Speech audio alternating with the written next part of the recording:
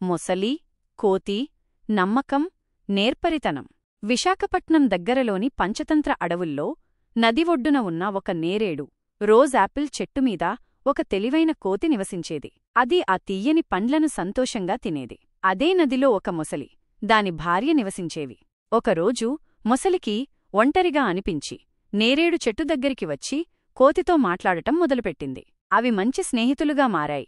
గంటల తరబడి ముచ్చటించుకునేవి. కోతి ఉదారంగా మొసలికి తీయని నేరేడు పండ్లను కిందకి విసిరేది. మొసలి వాటిని తన భార్యకు ఇంటికి తీసుకెళ్లేది. ఆమె అంత రుచికరమైన పండ్లను ఎప్పుడూ రుచి చూడలేదు.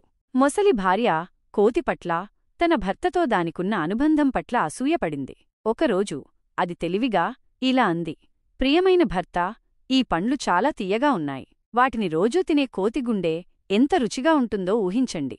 దయచేసి దాని గుండెను నాకు తీసుకురండి. తన భార్య క్రూరమైన అభ్యర్థన విని మొసలి భయపడిపోయింది. అది కోతిని తన ప్రియమైన స్నేహితుడిగా భావించింది. అయితే అది తన భార్య పట్ల కర్తవ్యంతో కూడా బంధించబడి ఉంది. చాలా అంతర్గత సంఘర్షణ తరువాత అది ఒక ప్రణాళికను రూపొందించింది. మరుసటి రోజు మొసలి కోతిని తన వీపుమీద నది అవతలి ఒడ్డుకు తీసుకెళ్లడానికి ఆహ్వానించింది. అక్కడ మరింత తీయని పండ్లు ఉన్నాయని అది పేర్కొంది. తన స్నేహితుడిని నమ్మిన కోతి వెంటనే అంగీకరించింది.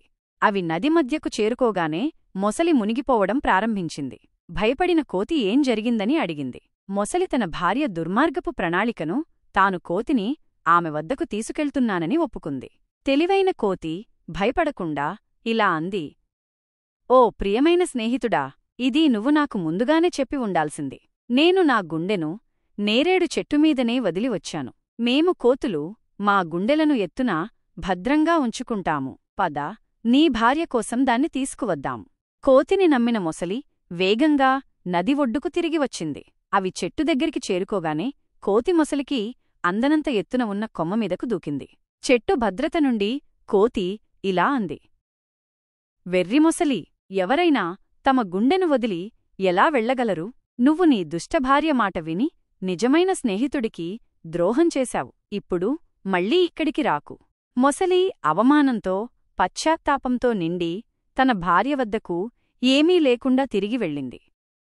నిజమైన స్నేహం గురించి, దుష్ట ఉద్దేశాలను వినడం వల్ల కలిగే పరిణామాల గురించి ఒక కఠినమైన పాఠం నేర్చుకుంది. నీతి: నిజమైన స్నేహితులు అమూల్యమైనవారు.